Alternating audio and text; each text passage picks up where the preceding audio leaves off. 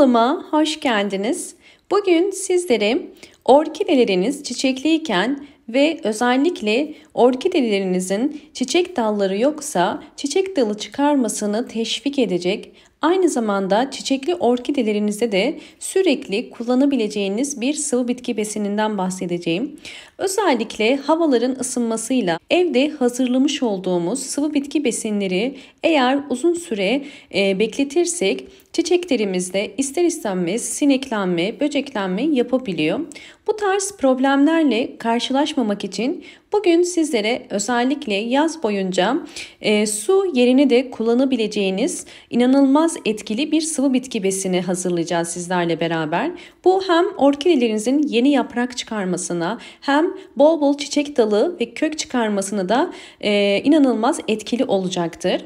Gördüğünüz üzere orkidelerim bol çiçekli. Bunda kullanmış olduğum sıvı bitki besinlerinin tabii ki çok inanılmaz faydası var. Bugünkü sıvı bitki besinini yumurta ile yapacağız. Daha önce sizlere yumurta kabuğundan sıvı bitki besinini nasıl hazırlayacağımızla ilgili değişik yöntemlerden bahsetmiştim. Bugün ise sürekli olarak evimizde yapmış olduğumuz bir yöntemden bahsedeceğim.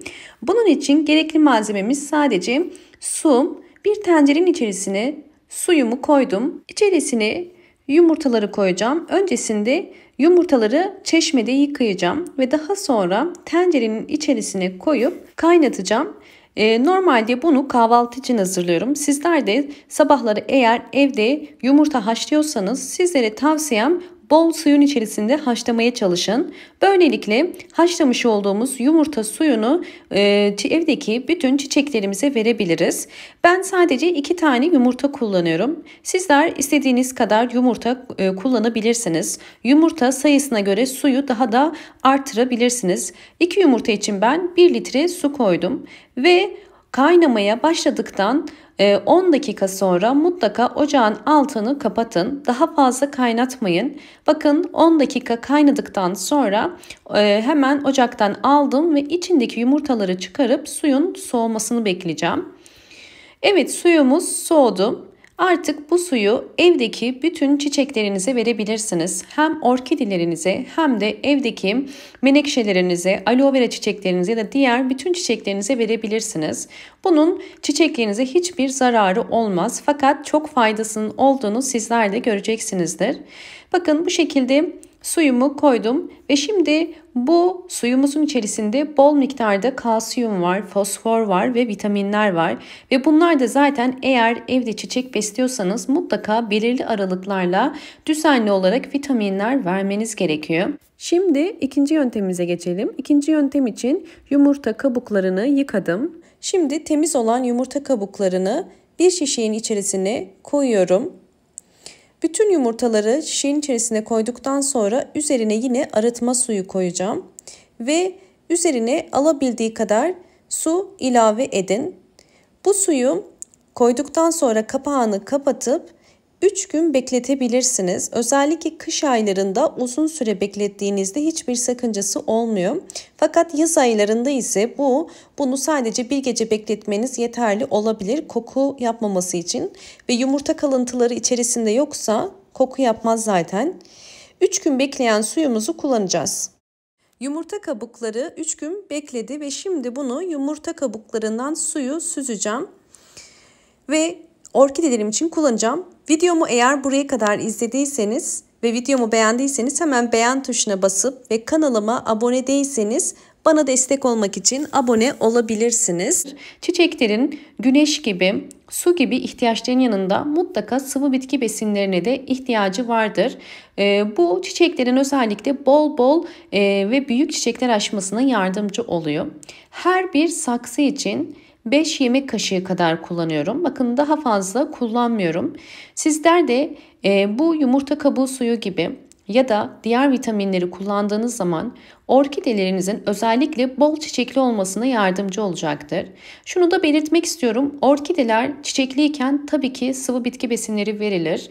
Sıvı bitki besinleri verilmez diye bir şey yoktur. Çünkü orkideler hem çiçek açma döneminde hem de çiçekli dönemde mutlaka vitaminlere ve bir takım besinlere ihtiyaç duyarlar.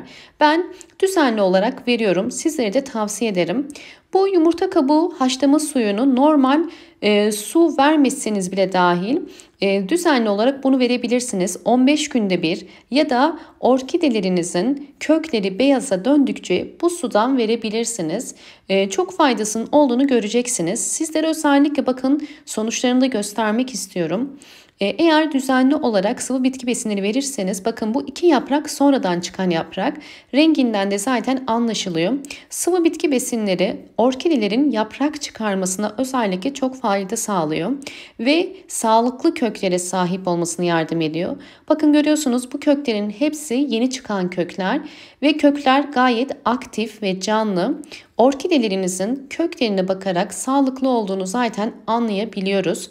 Eğer vermiş olduğunuz sıvı bitki besinlerinin yaramadığını düşünüyorsanız bunu köklerinden ya da yapraklarından çürümesiyle, solmasıyla anlayabilirsiniz. Fakat gördüğünüz üzere vermiş olduğumuz sıvı bitki besinleri sonucunda hem bol hava kökleri, uçları aktif, hem de bol bol yeni kökler çıkarmasını sağlıyor. Hemen bakın saksının altını da sizlere göstermek istiyorum. Bakın saksı altından da bu kökler hep yeni çıkan kökler. Bu kökleri de kesinlikle kesmeyin. Bunlar da zaman ile saksıyı eğer ikinci bir saksı kullanırsanız altında zaten şekillenecektir. Ve orkidelerinizin gelişimine de inanılmaz fayda sağlayacaktır. Bakın yine görüyorsunuz orkidelerim bol çiçekli. Bu orkideler benim hep kendi büyüttüğüm ve bendeki 5. ya da 6. kez çiçeklenmelerim. Bu orkidelerin çoğunu ben özellikle çiçeksizken almıştım. Çiçeksiz orkidelerimdeki gelişim gerçekten muhteşem. Bunun tek nedeni orkidelerin doğru bakım ile bakılması. Özellikle yaz ayı geldiği için orkidelerinizin konumuna çok dikkat etmeniz gerekiyor. Direkt güneş alan ya da özellikle öğle saatlerinde yakıcı sıcaklıklara kesinlikle orkidelerinizi koymayın. Sadece bol aydınlık olan pencere kenarına yakın bir yere konumlandırabilirsiniz. Geçici süreliğine sabah güneşini alıyorsa ya da ikindi güneşini geçici süreliğine alıyorsa bunda bir sıkıntı olmaz. Fakat yakıcı bir güneşe kesinlikle koymayın. Yaprakları yanabilir ve çiçeklerini kısa sürede dökebilir. Ve aynı zamanda yaz ayında orkideler tabii ki su ihtiyacı daha da sıklaşıyor. Bunu köklerine bakarak anlayabilirsiniz. Köklerini mutlaka kontrol edin. Eğer beyaza döndüyse sulamayı yapın. Ama eğer kökler yeşil ise sulama yapmayın. Yaz ayında çok fazla su verip orkidelerinizin çürümesine ya da ölmesine sebep olmayın. Sulama öncesinde mutlaka ihtiyacının olup olmadığını kontrol etmeniz gerekiyor. Bu anlattığım püf noktalara dikkat ederseniz orkideleriniz bol bol çiçek açacaktır. Umarım bu videom sizler için faydalı olmuştur. Videomun eğer faydalı olduğunu düşünüyorsanız hemen beğen tuşuna basıp kanalıma da abone değilseniz bana destek olmak için abone olabilirsiniz. Bol bol yorumlar yapıp yorumlar kısmında da sorularınız varsa sorularınızı yazabilirsiniz. Sorularınızı gördükçe mutlaka dönmeye çalışıyorum. Eğer yeni videolarımdan haberdar olmak istiyorsanız sağ köşedeki zil sesini de açık konuma getirmeyi unutmayın. Hoşça kalın, sağlıklı kalın.